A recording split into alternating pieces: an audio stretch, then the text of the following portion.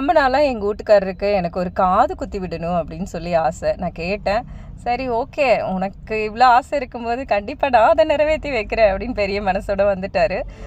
Quota gold தான் போனோம். Kavitha ma'am செம்ம ஃப்ரெண்ட்லி. ஸோ பில்லெல்லாம் வந்து எனக்கு ரெடியூஸ் பண்ணி கொடுத்தாங்க. காது குத்த போகிறதுக்கு முன்னாடி அவருக்கு பயங்கர வலிக்குமோ அப்படிங்கிற மாதிரி கொஞ்சம் பயம் இருந்துச்சு.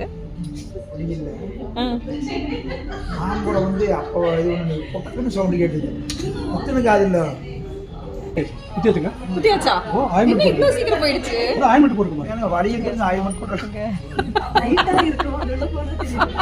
என்னங்க கொஞ்சம் கூட பயப்படவே இல்லை.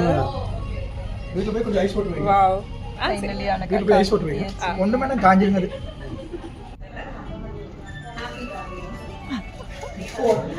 ஹாப்பி வேலண்டைன்ஸ் டே.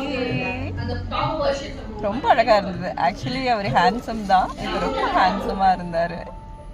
தேங்க்யூ.